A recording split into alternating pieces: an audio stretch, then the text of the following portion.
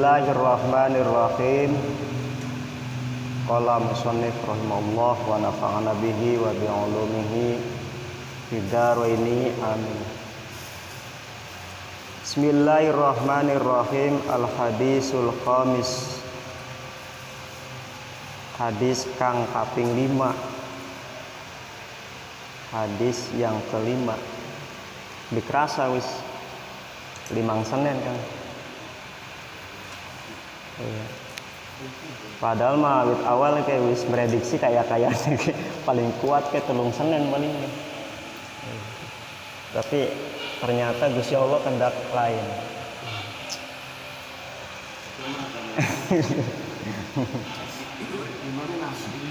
Imamnya nambah.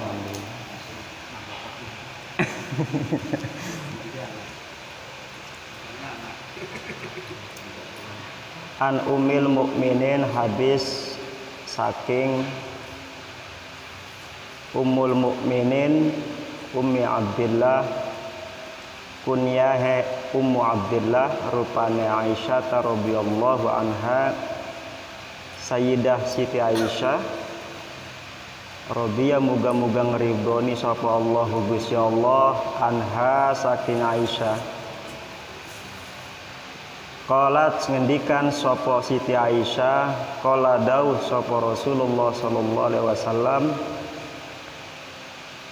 man utawi sapane wong iku ahdasa gawe anyar-anyar sapa man fi amrina hadza ing dalem perkara agamane isun iki iku amrina,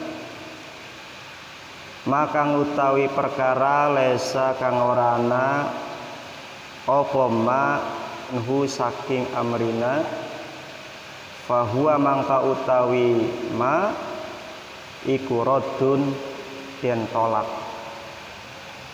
Rawahu ngriwayataken hu ing hadis sapa al-Bukhari, Imam Bukhari, wa Muslim lan Imam Muslim.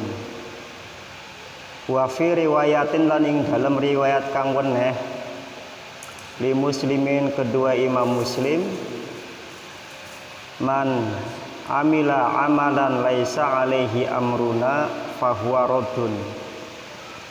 Man utawi sapane wong iku amila amal sapa man amalan ing amal laisa kang ora nana alaihi ngatasé amal apa amruna perkara agama isun, fahuwa mangka utawi amal iku raddun den tolak.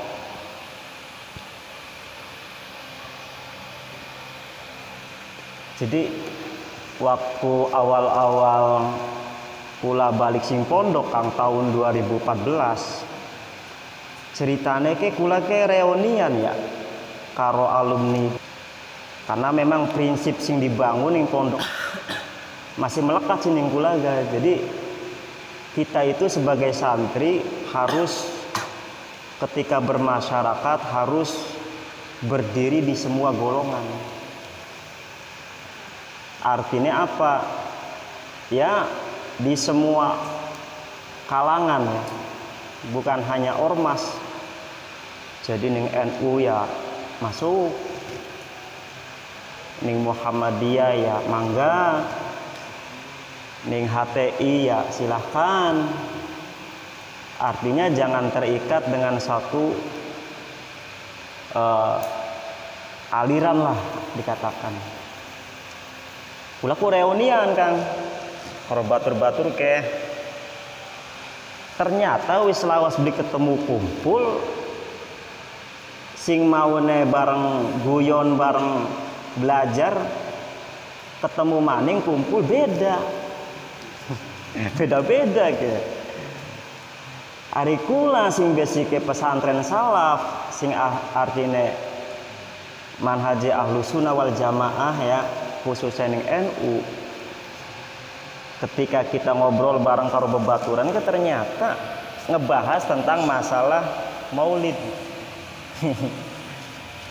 Maulid ana batur kula Bu. Waduh, bener Kang, ngantem nih Kang, bahwa maulid itu bid'ah. Ketika metu reunian kumpul iki berbeda-beda apa ya prinsip, karena memang Pak Kiai ini kayak ngajaraken membebaskan kepada santrinya. Yang penting kita jangan memilih salah satu, tetapi kita harus berdiri di semua. Nah, ini yang akan menjadi sebenarnya yang akan menjadi sesuatu yang menurut saya tuh kurang tepat. Ketika kita dianjurkan misalkan yang kene silakan ya, yang penting dakwah misalkan. Tetapi ketika prinsip akidahnya tidak dibangun dari mulai sekarang, akhirnya kone iya Arya masuk golongan misalkan Islam garis keras, galuh garis lebay, letoy misalkan.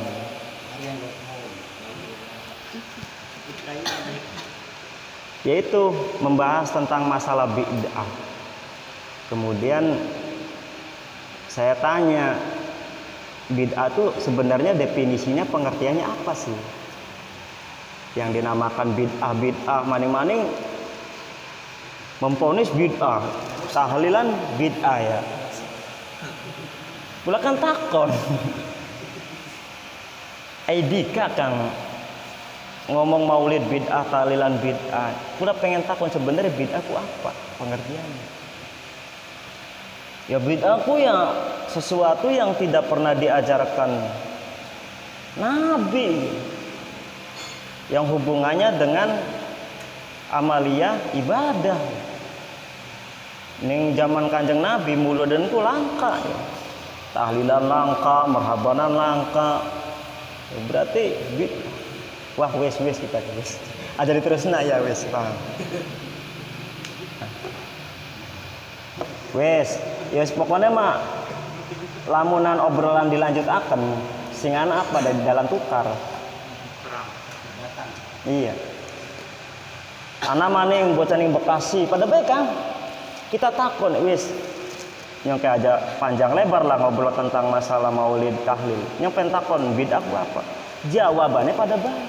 Pengertian bid'ah Nabi. Nah, sekieu kula ning kene mumpung kumpul karo wong nahdiyin lah. Sing saharine marhabanan, tahlilan. Kita pengen takon sing aran bid'ah ku apa? Am sing baru beli. Awas gak? Jangan-jangan kita ngerungu-ngerungu doang, ternyata definisi pengertian bid'ah. Coba anak sing paham, maksudnya anak sing berubah. Sebenarnya pengertian daripada bid'ah itu apa sih? Apa kayak mau kayak jawabannya baterai kula? Iya.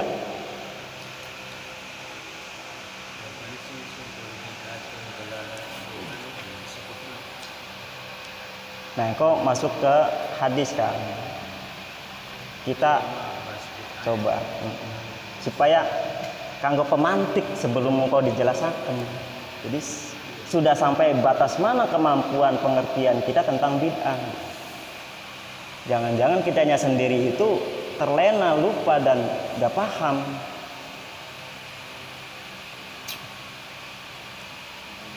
Jangan-jangan kayak mau pengertian sesuatu ya. Wah, ini yang bahaya sebenarnya.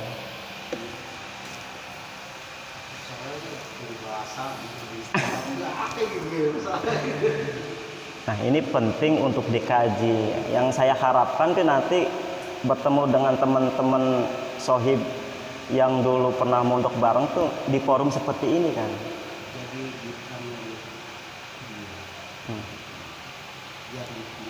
Iya begitu.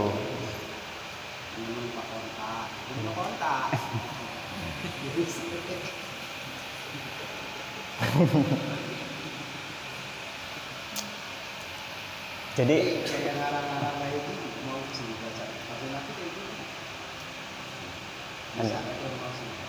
relatif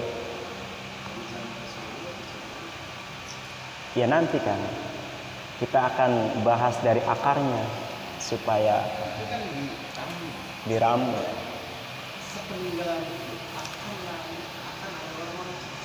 Iya. Dah, lanjut ya. Ternyata di sini pengertian tentang bid'ah kita sama-sama ya belum begitu luas ya memahami ya.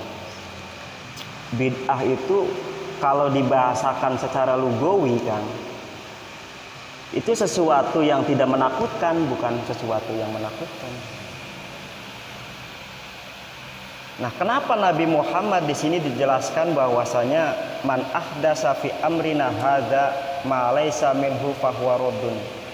Di dalam hadis ini itu menerangkan tentang bahwasanya barang sesiapa orang yang melakukan suatu pekerjaan baru, amalan baru, amaliyah ibadah yang baru fi amrina hadza, di dalam urusan agamaku, kata Nabi, dalam kurung agama Islam, ma laisa minhu, dan amalan-amalan itu bukan termasuk dari apa yang telah diajarkan secara syariat, bukan diambil dari Quran ataupun hadis, fahuwa, maka status amalan tersebut adalah rodun, tertolak.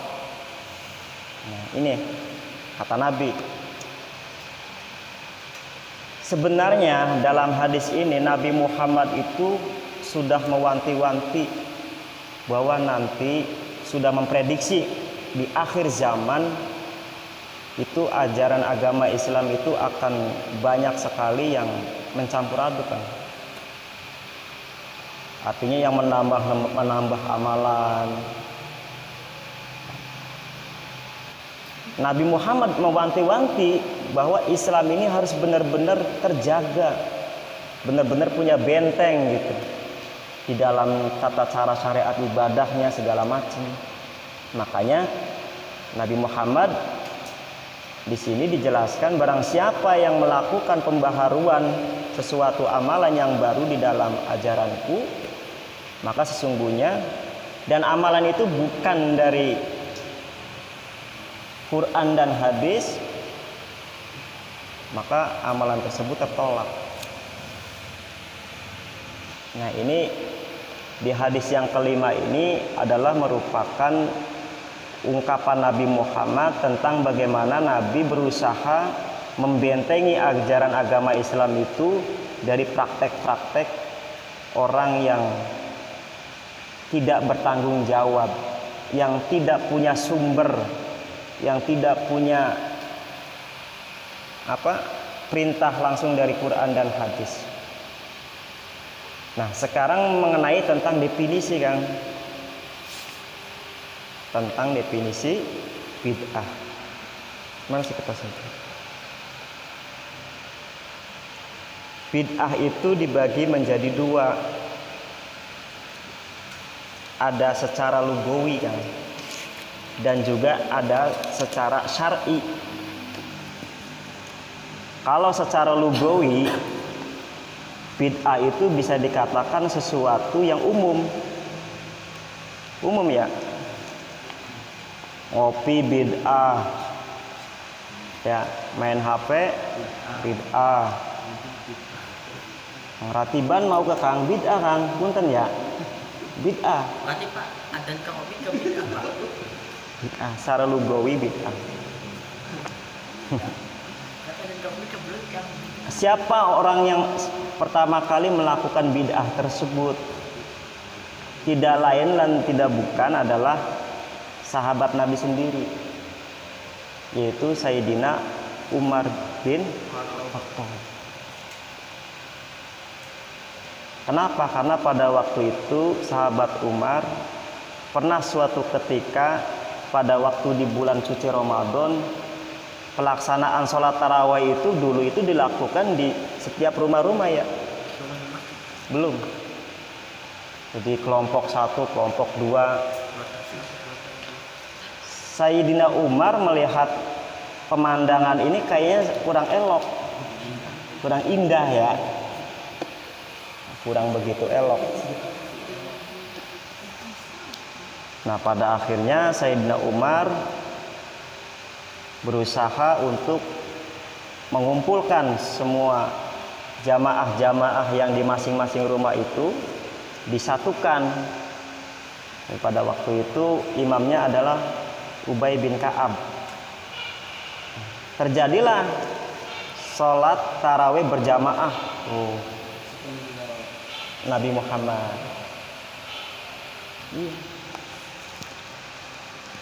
Nah, kemudian setelah dilakukan sholat tarawih berjamaah, barulah sahabat Umar melihat sesuatu yang sangat harmonis, indah. Jadi semangat beragamanya, beribadahnya juga terasa, ya kan? Jadi mengatakan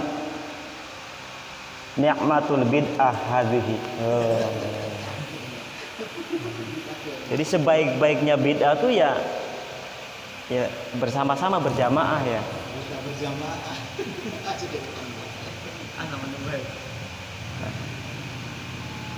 Bid'ah yang dilakukan sahabat Umar ini itu termasuk golongan kategori bid'ah yang secara lugawi kan, umum dilakukan. Termasuk juga pengumpulan Al-Quran. Dulu mah Al-Quran itu ya masih dipisah-pisah. Beli durung dibukuk enak. Jadi masih ning kirtos, kemudian masih ning daun-daun, masih ning tulang belulang, ning kulit-kulit domba ya. Kemudian kan sahabat Umar lagi yang mengusulkan bahwa Quran harus dibukukan karena takut nanti Quran itu akan hilang dengan hilangnya para hufad, para penghafal Quran ketika di medan perang. Pada akhirnya usul kepada sahabat Abu Bakar, ya Abu Bakar, mohon untuk dikumpulkannya Al-Quran. Awal-awal sahabat Abu Bakar mendengar usulan sahabat Umar ini ya kaget. Beliau mengatakan, mana mungkin aku melakukan sesuatu yang tidak dilakukan oleh Nabi. Awal mengusulkan ditolak ya. Tetapi karena sahabat Umar itu karena memang ini sangat penting dan harus diperjuangkan, terus ngelobi maning teka maning sahabat Abu Bakar supaya tidak langsung diterima. Namun setelah terus menerus sahabat Abu Bakar diberikan hidayah oleh Allah yang pada akhirnya menerima.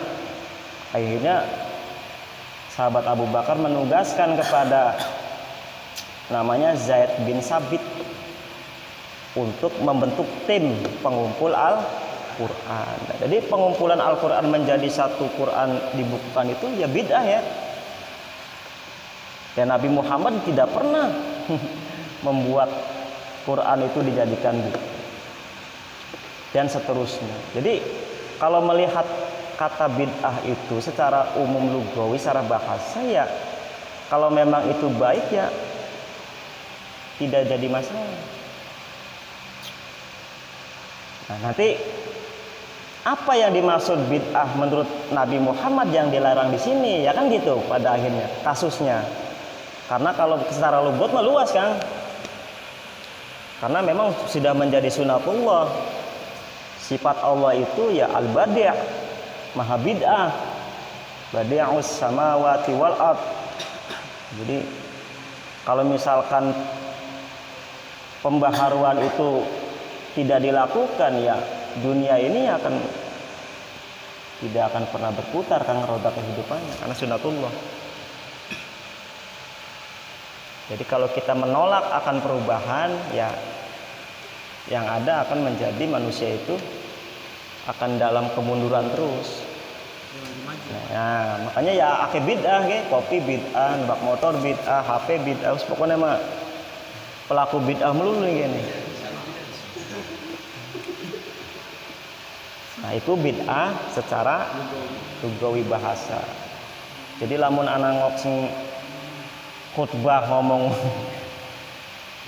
ya ayuhal muslimun ya lagi kayak ittaqullah kullu bid'atin dolalah kan ana ya finar ya mauna iku lamun sumpama jadi khotibnya masih lanjut ka kula pentakon mauna mah Kang, bid'ah itu apa sih sebenarnya? Maning-maning bakal Jumatan berumurnya bid'ah, berumurnya bid'ah. Ya pasti jawabannya kan malah jauh beda. Jadi bid'ah itu sesuatu yang tidak pernah dilakukan oleh Nabi. Nah kalau mendefinisikannya seperti itu ya berarti Sayyidina Umar salah, sahabat Abu Bakar salah. Waduh ya bahaya.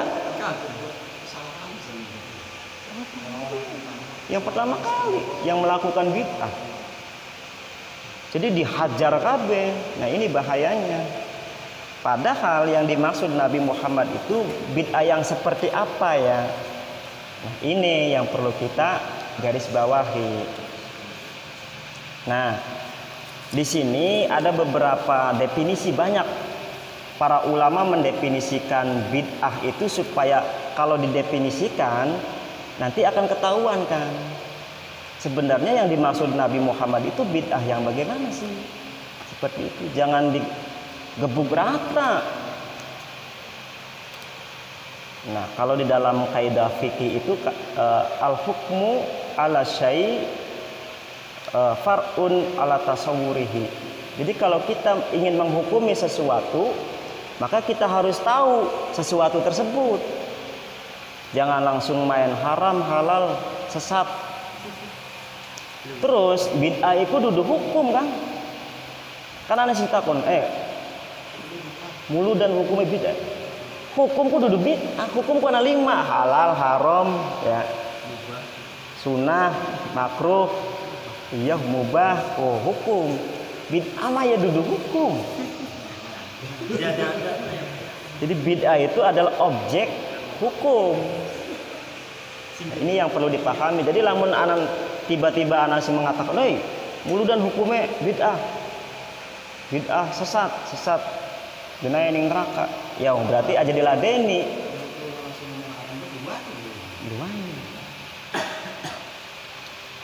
Nah, di sini Imam Syafi'i pernah mengungkapkan tentang definisi bid'ah di dalam kitabnya Manaqibus Syafi'i. Jadi al-bid'atu kullu ma lam yukhallid bi kitabillahi wa sunnati rasulih falaysa fi bid'atin. Jadi sebenarnya bid'ah itu batasannya segala sesuatu yang tidak bertentangan dengan Quran dan sunnatul Rasul, falaisa fi bid'ah, maka sesuatu itu bukan dikatakan bid'ah.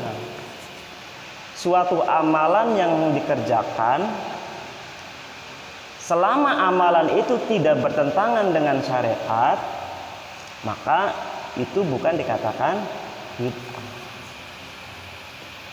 Jelas ya? Ratiban bertentangan beli karo syariat kan.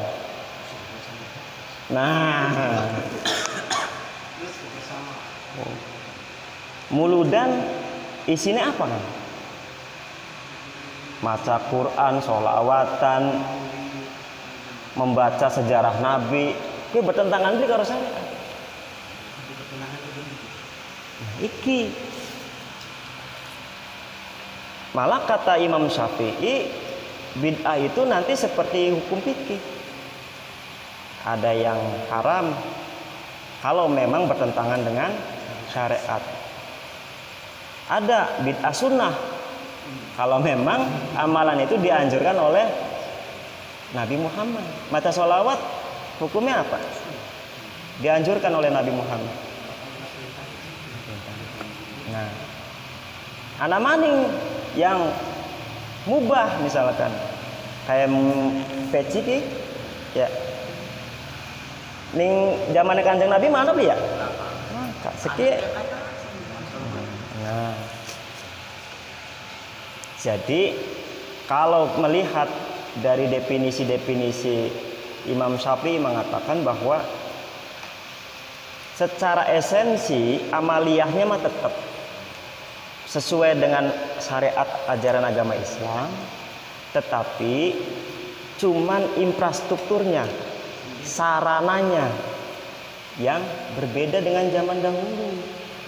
Kalau zaman dahulu zikir itu dilakukan oleh masing-masing. Ya.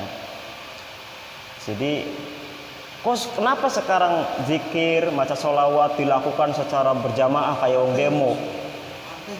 Anteng nganggo mic pisan kayak wong demo. Menurut mereka bahwa yang kita lakukan itu ya bid'ah.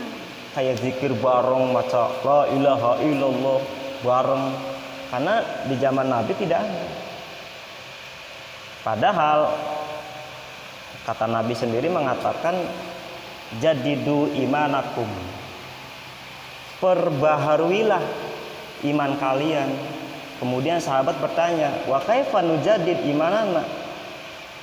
Ya Rasul, bagaimana kami untuk meremajakan iman kami, akidah kami? Aksiru min qauli la ilaha illallah. Perbanyaklah untuk membaca kalimat la ilaha. Aksiru itu domirnya adalah mukhatab ma'al ghair kan. Jadi aksiru itu kan Nabi memerintahkan kepada para sahabatnya untuk melakukan membaca kalimat la ilaha illallah dengan bersama-sama karena jamak mukhatabnya, perintahnya. Kayak contoh, ya ayyuhalladzina amanu shollu alaihi wasallimu taslima.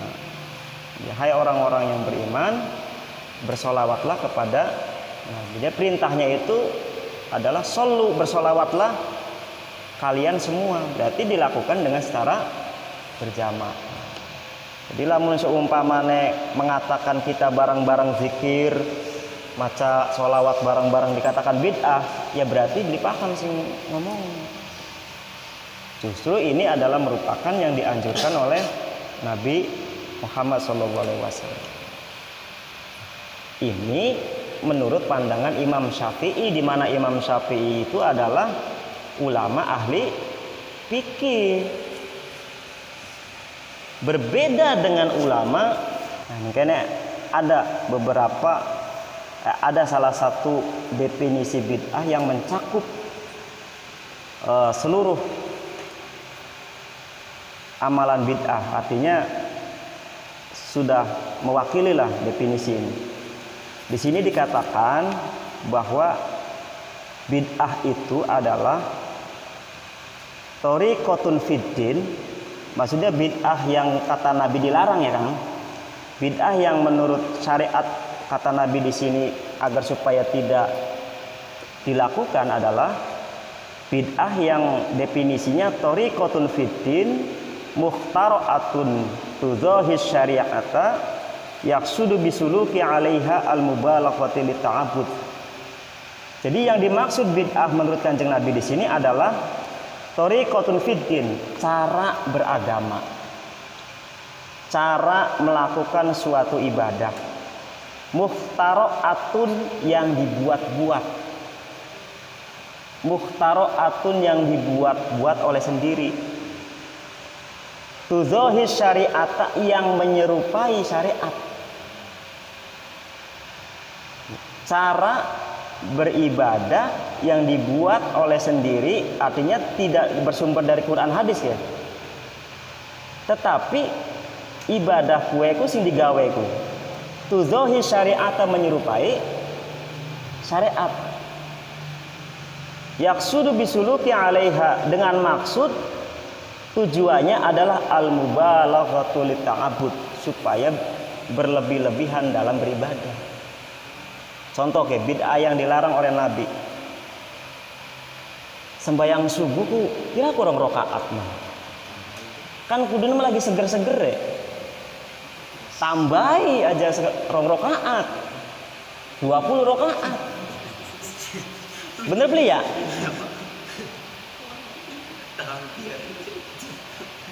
Arya misalkan kula pengen korban, tapi korbannya jaran. Kurban kan cuma telu ya, kambing, sapi karo onta. Barang Arya pengen nyoba pengen sing beda misalkan. Tapi tujuannya gua korban yang menyerupai syariat, gua korban. Tapi tidak sesuai dengan anjuran ajaran yang disyariatkan, kira-kira artinya ke pelaku bid'ah dulu.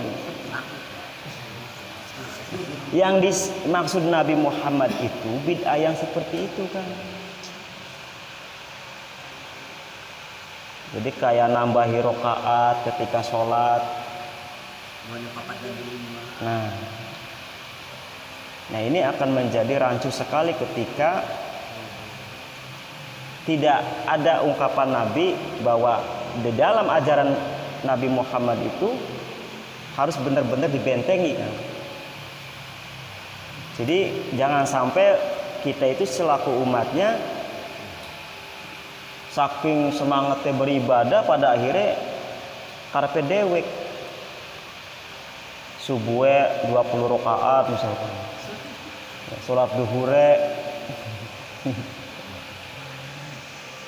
Nah inilah bid'ah yang menurut Nabi Muhammad itu tidak boleh dilakukan dan harus dihindari. Adapun kayak marhabanan, tahlilan itu sudah benar-benar dikaji oleh para ulama zaman dahulu bahwa itu sebenarnya adalah infrastrukturnya agama, bukan dari sesuatu yang baru. Kenapa? Dia hanya sebatas suatu wadah yang isinya sama, sumbernya adalah aplikasi.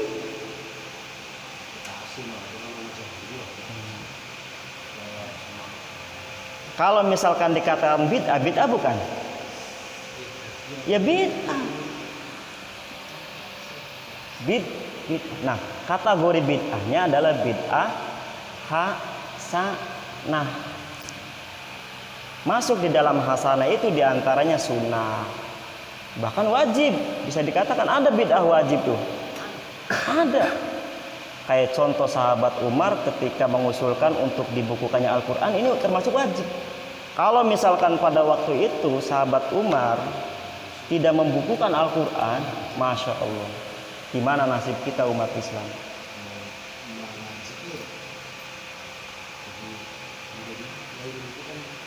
Iya, susu.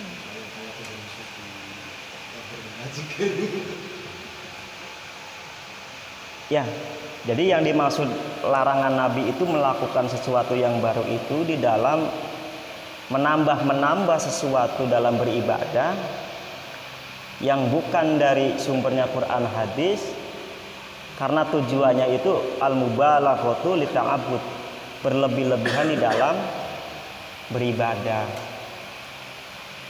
Kayak contoh puasa, puasa mah kira aku sebulan doang, bulan Ramadan doang, tambah. Ayo, bulan mulu di puasa sebulan kalian misalkan. Itu yang tidak boleh oleh kata Nabi, bid'ah yang seperti itulah. Jadi di sini sudah mencakup. Jadi mulai dari sekarang tolong kalau misalkan mendefinisikan bid'ah itu jangan lagi-lagi sesuatu yang bukan disandarkan kepada Nabi. Itu salah kaprah dan tidak ada dibenarkan. Saya lihat ya dari beberapa ulama Wahabi itu ngajinya mah kitab Arba'in Nawawi. Imam Nawawi kan ahlu sunnah wal jamaah, tapi menyalahgunakan penafsirannya.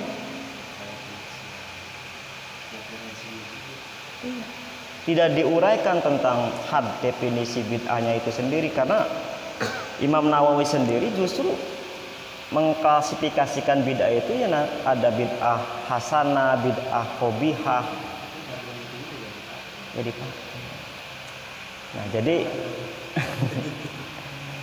Jadi hadis mengenai tentang bid'ah ini merupakan salah satu dasar atau fondasi kita dalam beragama. Sebelum kita nanti akan membahas tentang hukum-hukum, kita harus paham dulu mengenai tentang bid'ah. Jadi jangan sampai kita terbawa oleh media sosial, ya. Jadi kalau ada yang mengatakan muludan bid'ah marhabanan, wah berarti beli ngaji, beli paham. Ngajinya nih dalam TikTok. Iya. Tahlilan, blowing. batas melihat. Nah, inilah yang perlu kita pahami. Jadi mendingan ya ketika kita berdebat, kita gak pernah debat. Ceritanya ku awalnya maning Facebook. Nah itu yang jadi masalah. Susah kalau masalah prinsip. Nah itu.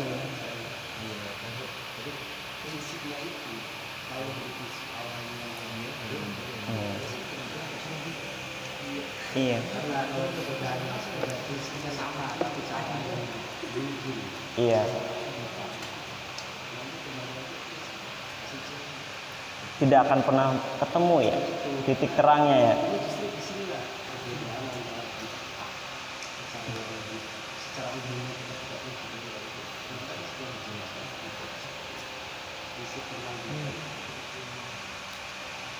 Jadi ke depan mah khususnya kanggo bocah-bocah enem kayak Farel ya.